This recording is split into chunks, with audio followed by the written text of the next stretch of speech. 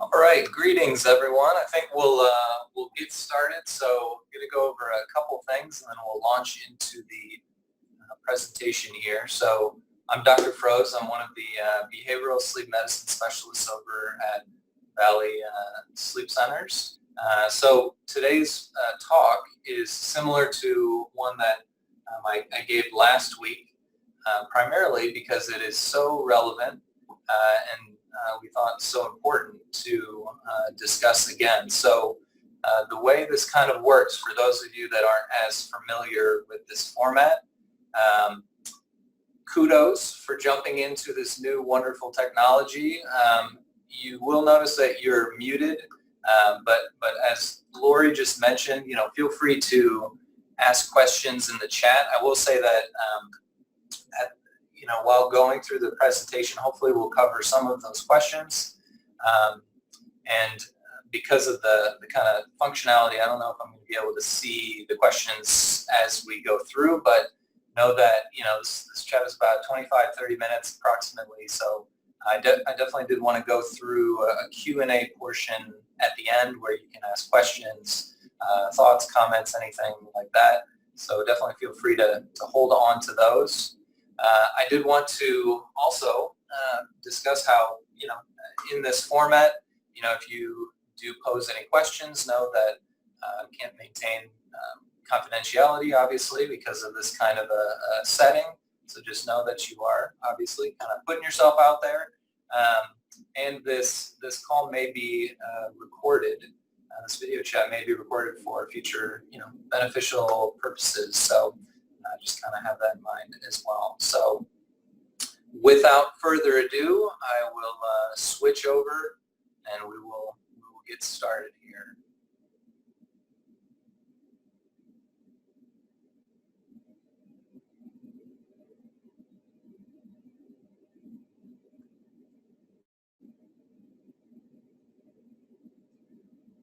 All right, so let me turn up my brightness. So sleep in stressful times. Again, I mentioned I'm Dr. Frose, and I'm a behavioral sleep medicine specialist. So some of you may be asking, what the heck is that?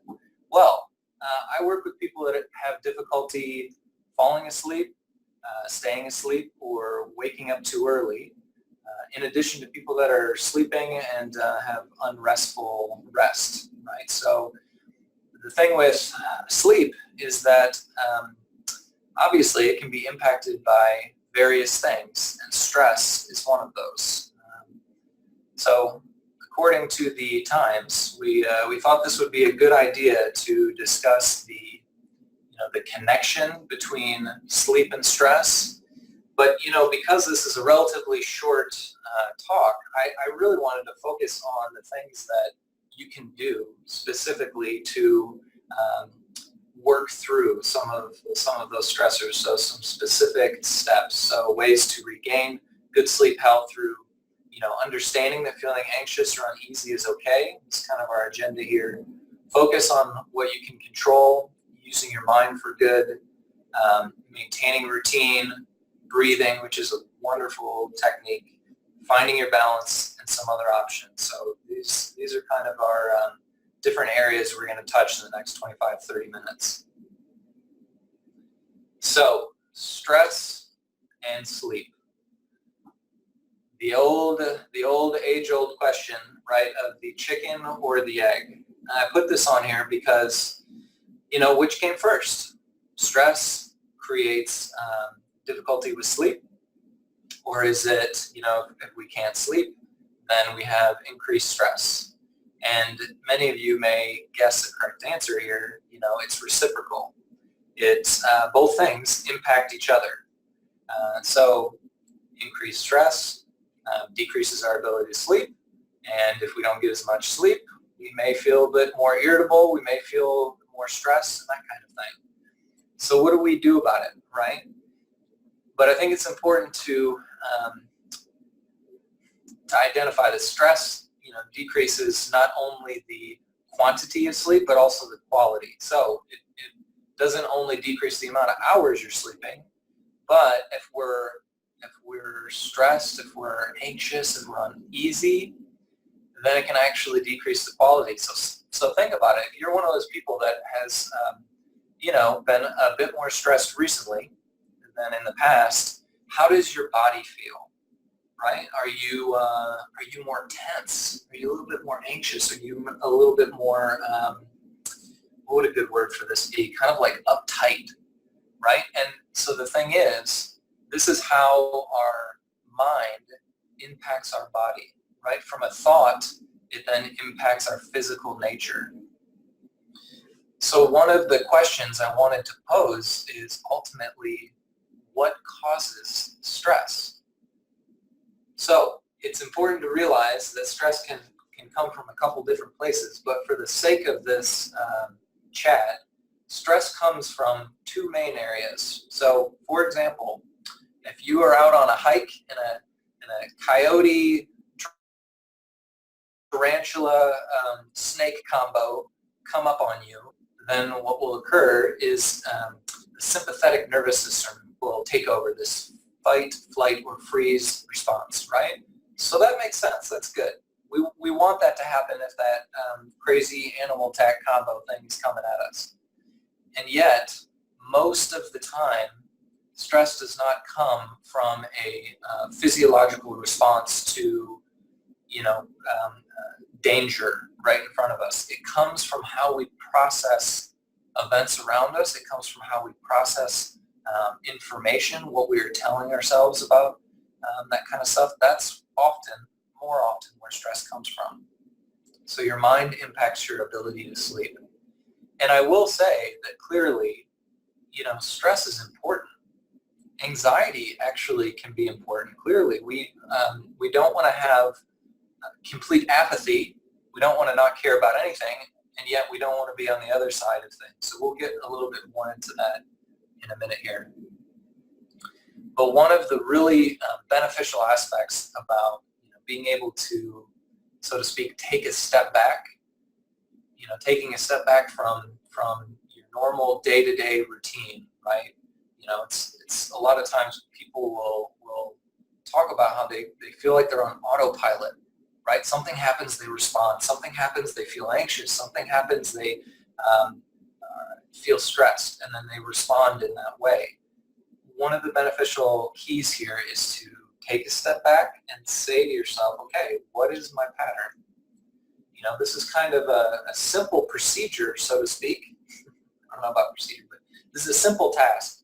But at the same time, how often do we really take time to say, okay, what is my normal pattern?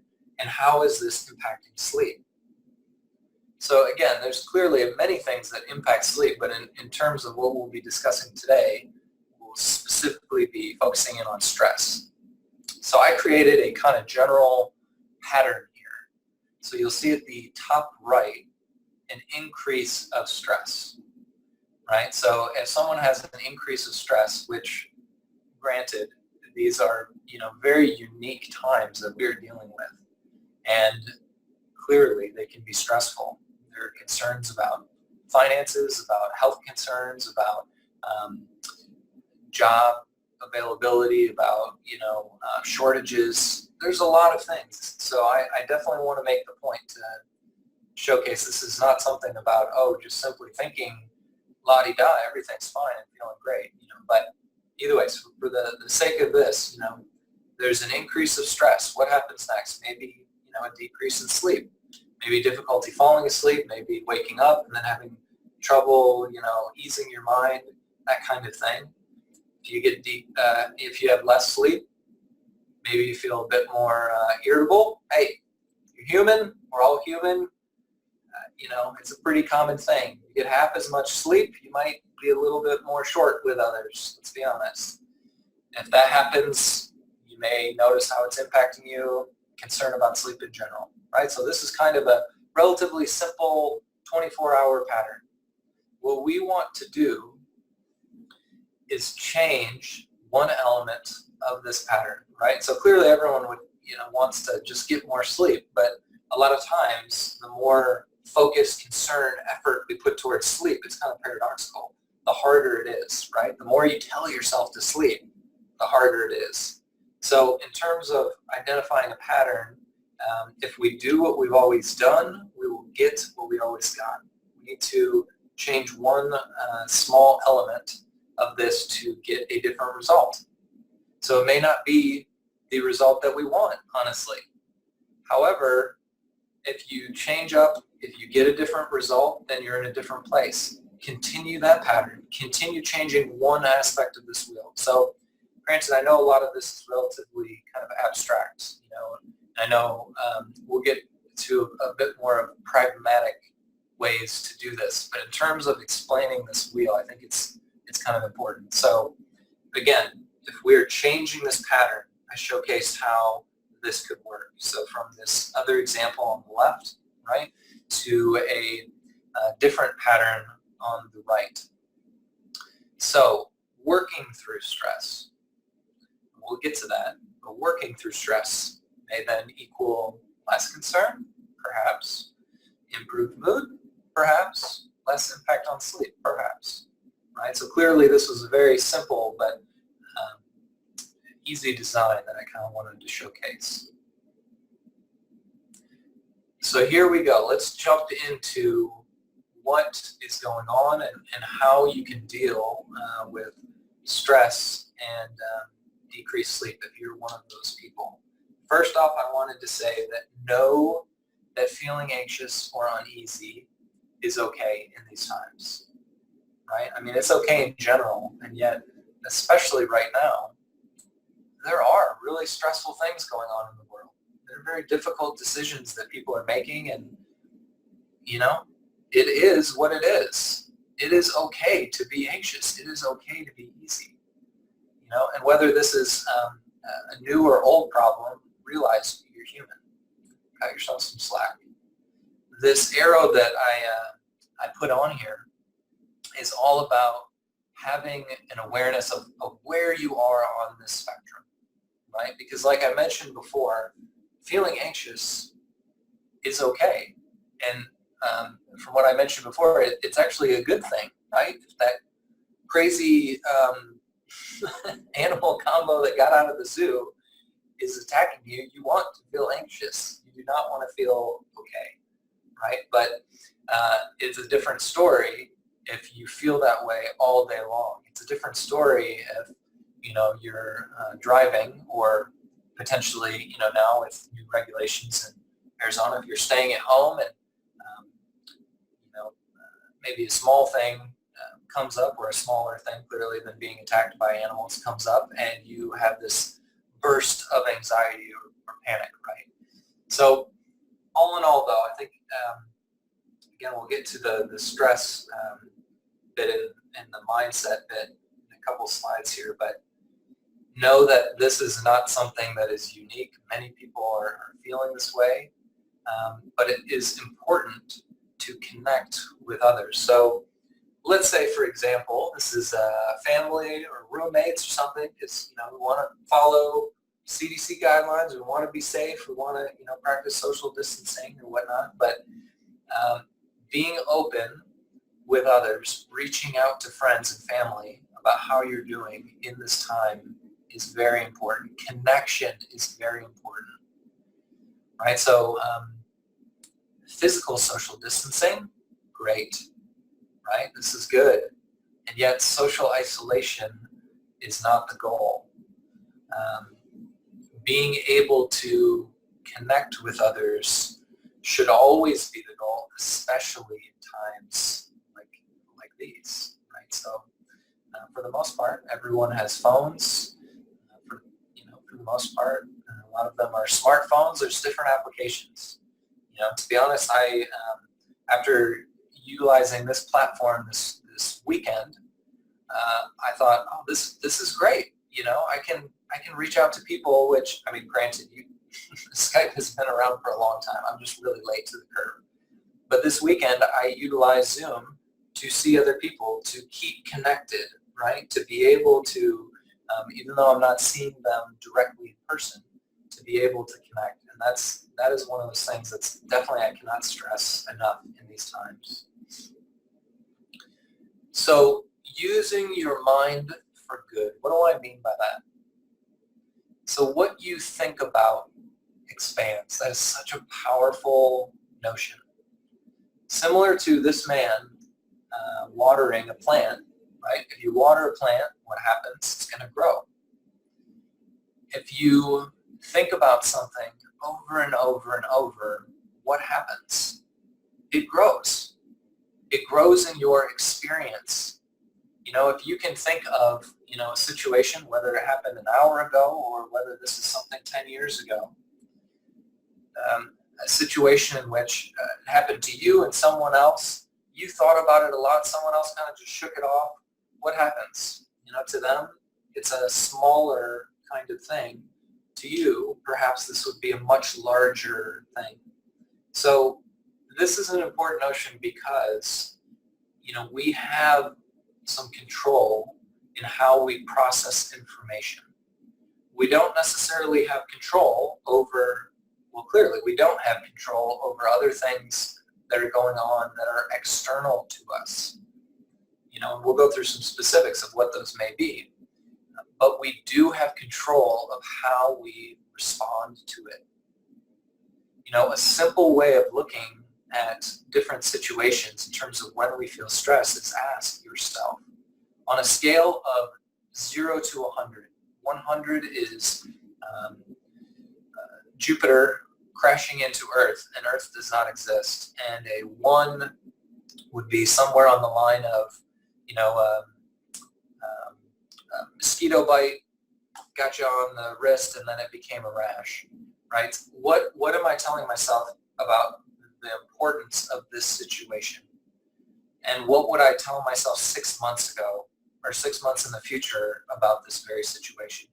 It's one of those things that can help you gauge, okay, how am I thinking about this, right? Because again, what we think about expands, and we want to have the appropriate level of how we're looking at something. So clearly, again, there are a lot of stressful things that are going on in the world right now, right? And that does not mean that, being concerned and worried about them is unimportant or incorrect, right? What I'm talking about are the things that, that we don't have control over, and yet we just respond to as if we did to some degree. So what I'm talking about here is autopilot. We want to think about what we can do, how we can respond. Sometimes when a situation happens, we feel like, oh, this is who I am. This is my personality. You hear these kinds of things. Oh, I'm just this kind of a person. I think that way. Oh, I'm a worrier, right? And yet, that's how you've chosen through time. Those are the patterns you've developed through time to process information. So granted, I'm kind of going over a lot of big things here, but some of the important ones to remember is what you think about expands. You want to be in a place where you're not in this autopilot. If something happens in your spine, you want to be able to be flexible and say, what are my options here? So using your mind for good, especially in terms of self-care. So I think that it's pretty common knowledge that self-care activities can decrease stress. And yet, I want you to think about your own life right now. How often are you participating in all the self-care activities that could be beneficial, right? So most of us, participate to some degree, and yet there's a lot of different areas that could be helpful. So it's one thing to know about self-care, it's another thing sometimes to put it into practice, right? And we can't get the benefit of something from simply just knowing that it could help. We got to really implement that, whether it is eating better, whether it is exercising, whether it is social connection or yoga or mindfulness, meditation, all of these kinds of things.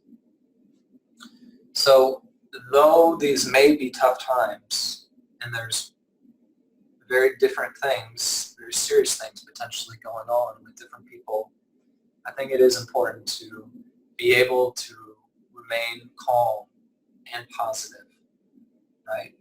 And yet, what I mean by that is being able to practice realistic optimism. So again, things are always on a spectrum, and we don't know. We don't know necessarily what's going to happen in terms of COVID, in terms of other things going on. But again, sometimes it's helpful to look at what can I control and know for the most part, and clearly this is one of those things that many lives will be lost from this virus. It is serious, and yet humanity will continue.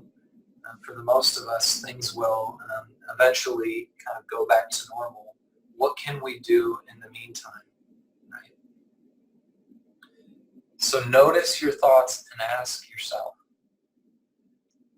what am I telling myself? This is one of my favorite things to bring up, other than what you think about expands. It's a simple saying, and it can be very helpful, especially if you are one of those people that feel like, oh, something happens, I respond, I do this, I do that. We want to be able to slow that process down a little bit.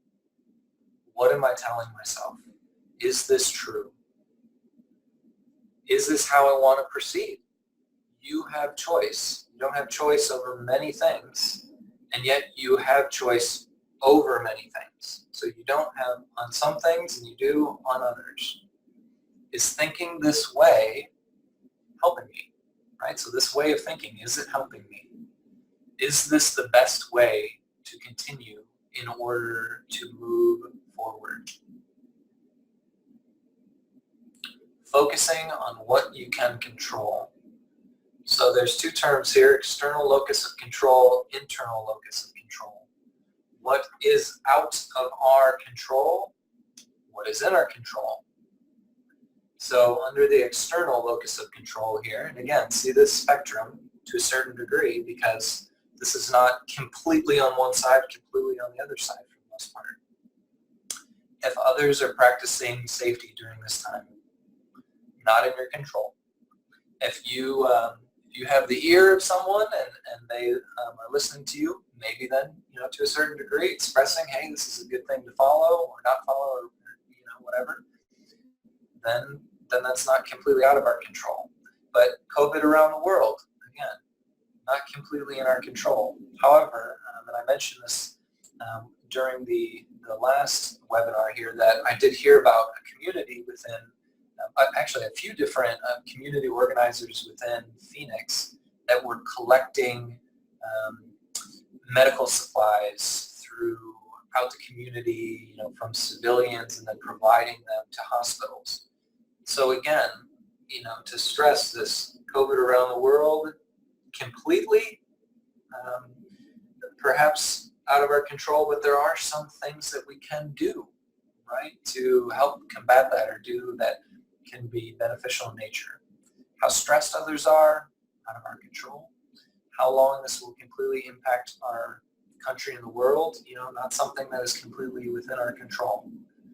When we look over to the right-hand side, internal locus of control, how you are responding. Prioritizing your sleep. Very important. Following CDC safety guidelines. Being proactive. Staying positive. These are things that are in your control.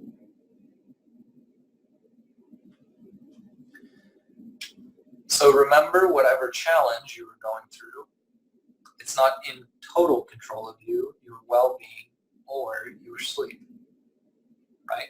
How am I choosing to respond? Keeping a routine during this time can be very helpful. Many people are experiencing somewhat of a different way of life, whether telecommuting from home, whether switching up hours or switching up job duties, or other issues that may present, and clearly gyms being shut down, parks being shut down, movie theater, there's a lot of things that are impacting our normal flow. But keeping a routine with the things that you can control is a great way to have some sense of stability during this time.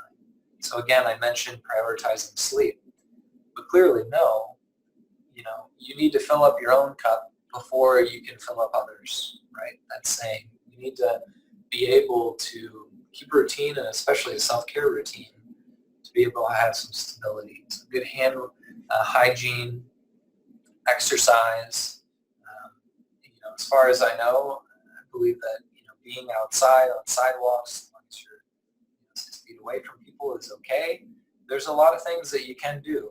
Walking outside, you'd be amazed what you can find on Google with home exercises and that kind of thing.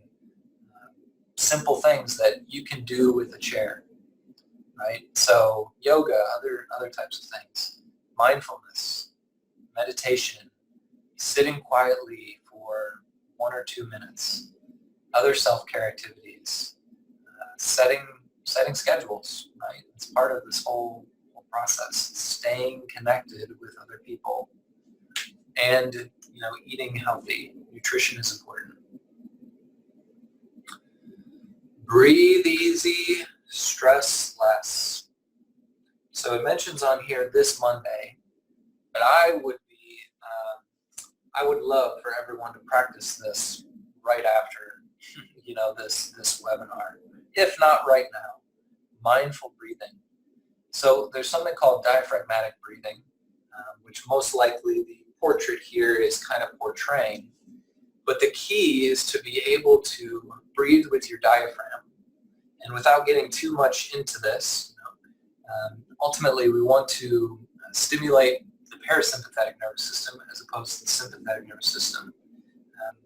The parasympathetic nervous system, if you can kind of think of, if you've seen an infant sleeping on their back, you notice their little belly goes up and down, up and down. They don't breathe through their chest. That's because when we breathe through our stomach, that's what this woman is doing, is noticing if her stomach is expanding or if the chest is expanding. It's a way to stimulate the parasympathetic nervous system, like stimulate that kind of thing, right? So basically, we want to get to a calm state, and this is one way to work from the physical side of things as well as the mental side of things. Focus on the breath. Hear the breath. Notice physical sensations. And again, when I talk about, hey, we know that self-care activities are important, this comes down to how often do you do this every day? Breathing is one of the most simple and beneficial things that you can do, especially for stress and anxiety. It gives our mind something to do for a few moments. It allows us to go from the barrage of thoughts that potentially may be going on to more of a specified and specific focus of, okay, present moment. Focus on the breath. Focus on noticing the stomach expanding. Focus on, the sensations of other things that are going on in your body. And this takes time. Right? So this is a skill to a certain degree. You want to be able to tune in to the present. Finding your balance. Everyone has different balances. So everyone actually has different balances for sleep, believe it or not. Clearly, back in the day, we had this notion that all adults need 8 hours of sleep. And we found that isn't necessarily true. They've kind of changed some guidelines here. I think the range is somewhat of 7 to 9 hours. I'm one of those people that would have been struggling prior. My balance for sleep is 8 hours and 45 minutes. I actually sleep about 2 hours and 15 minutes more than my wife each night. And we basically feel the exact same waking up. So she's kind of superhuman in that way. Some of you may feel the same way, whether you're getting that much sleep or not that much sleep, but it's being able to, again, prioritize your sleep, prioritize good sleep habits, and finding your balance in other ways. So the social connection piece, the exercise piece, the nutrition piece, other self-care activities, mindfulness, being able to de-stress, all of that kind of stuff. So I wanted to kind of just share, this is one of those things that stress and sleep is important. And yet what I do here oftentimes is a combination it's called cognitive behavioral therapy for insomnia often. So if it's something that you feel like exploring further, whether you've been having sleep troubles for a long period of time, or this is more of an acute kind of issue, please get in contact with me. See if working with me would be a good idea, or one of our other sleep providers here. So I did set up a slide in terms of how to schedule. And so on the website here, valleysleepcenter.com, clicking on scheduling the appointment. I believe it should be up and running in terms of being able to schedule with me online. I'm in a few different clinics during the week. So the Scottsdale Clinic on Monday mornings, the Biltmore Clinic in Phoenix on Monday afternoon, evenings, the Chandler Clinic on Tuesdays and Wednesdays, and the Mesa Clinic on Thursdays. So depending if that's something that you'd want to do, those are some of those days. So I wanted to mention as well, if you are an existing patient, if you've already worked with one of our sleep medicine providers, then you're able to schedule directly with me to see if working together would be a good idea or not.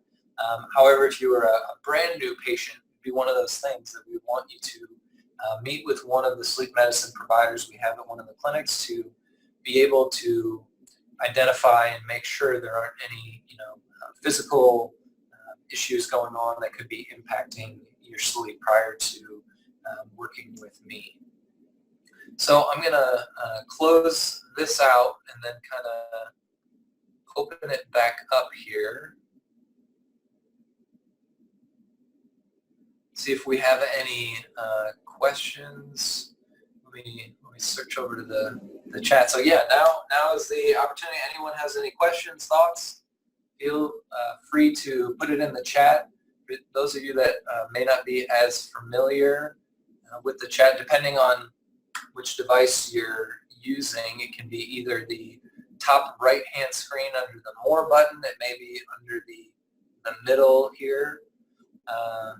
So I see a hand raised by Angelica here. It's me. Hello. I have a question. My question is, I've been dealing with this sleep problem for years. Yeah. And now it's come to the fact that it's like I don't go to sleep. I'm not able to sleep. Like, so when people be telling me I'm asleep, I feel like I'm like up, running, doing activities, but they be like, you're asleep, and I don't feel that way. And I don't go to sleep until like 5, 6 o'clock in the morning. Yeah. So I'm like, and then on top of all that, I have epilepsy. So I'm just like, Yeah. so what would you recommend me to do? Well, I would say, potentially without necessarily knowing a lot of other things, I think that clearly sleep is a very, it can be a complicated issue, right? It can be impacted by a lot of different things. So physical conditions, this can be something that develops and evolves over time. So in terms of when you're saying, hey, I'm staying up really, really late, what I would say is ultimately that could be from insomnia, the difficulty falling asleep kind of bit, or it could be more of what's called a delayed sleep phase. So based on our circadian rhythms, we adjust to a different kind of time frame. So I guess in terms of quick fix solutions, I don't know if there's any like real, I would say definitely I'd be happy to chat with you further about some different options, because there are different treatments. I've tried the warm milk, the chamomile tea, the sleep tea, I didn't try it all. Sure. And I'm still, and then on top of that, I have a 2-year-old that just got pronounced to be autistic. So, Yeah, and then I have an 8-month-old. So yeah, I'm just no absolutely. sleep for You know, mommy. this is one of those things that we are multifaceted beings. None of us simply have one tiny thing going on, right? We have lives. We have a lot of things, and a lot of things then impact sleep. But I think, I guess if I can give a general standpoint of something that could be beneficial, is to focus on similarity for the body within a 24-hour window, right? Our body lives within this 24-hour window. We often do not. We often are staying up much later some days. We live in a 24 or 28-hour window some days, and then other days it's a 20-hour window. The body kind of gets thrown off when we switch things up. Stability, routine, that is one of the simple and yet very difficult things to transition to, right? But I mean, clearly, with most issues going on with most conditions, that's one of those things I definitely would say, like, the same things every day, same bedtime, same, all that kind of stuff can be helpful. Doctor, do But definitely, you believe in supplements like magnesium? Would that help her? I'm sorry, could you say that again? You believe in calcium or magnesium supplements before she goes to bed? Would that help her? Well, so one of the things, I work as a tandem with the other providers here. So I'm a PhD, not an MD, so I'm not a prescriber. So what it sounds like you're talking about isn't necessarily that's over the counter and whatnot. But I would say, from what you're mentioning, Angelica, probably a good idea to come in. If this is something that's been going on for a long time, Right. It's been going on since my fault. Like when I was 8 months, I got diagnosed with spinal meningitis, and then over the years, it's been this and that, and then it's been crazy. My neurologist said I'm a walking book. You are. I have no idea what's going on with me. Well, we have another question. Excuse me for interrupting. There's a question about what is the best time to listen to the news of the day with all of this COVID-19 to stay up to date.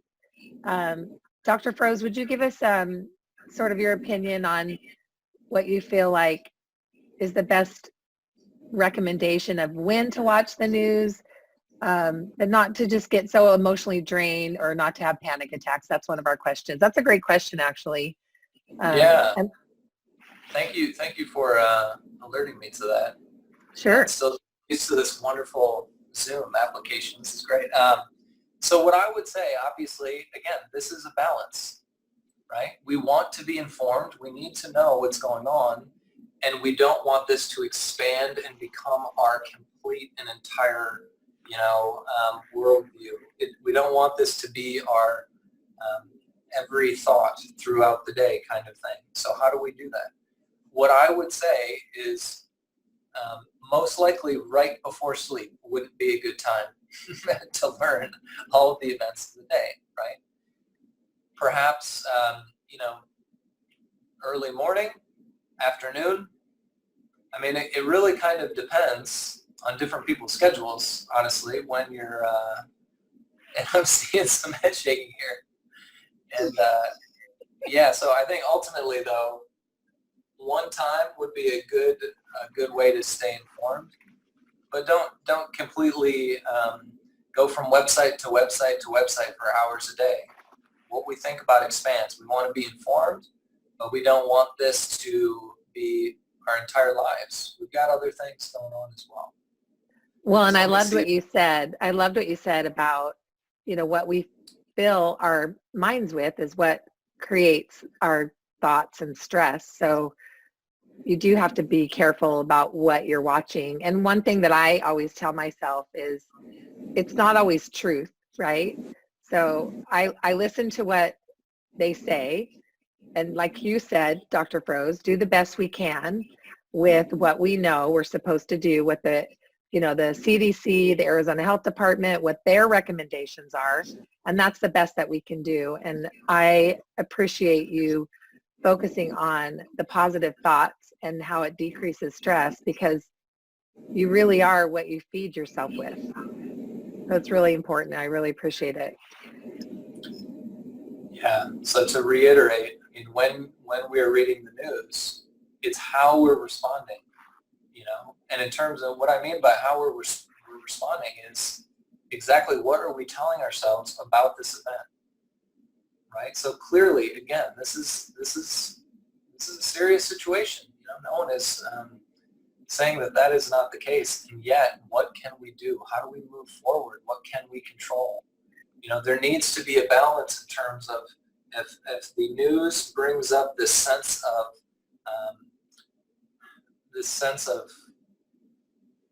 I don't know what the good word would be, but basically not being able to control anything. Everything is out of reach and range. Then that's going to expand. We want to balance that with this sense of, okay, what can I do? What are my options here? Right? How am I moving forward? So again, having this balance. All right. So Great. I think we got them all. Any other questions? Thank you so much, Dr. Frose. absolutely. Thank you, everyone, for tuning in. Sleep well, everyone. Have a great evening. You too. Bye.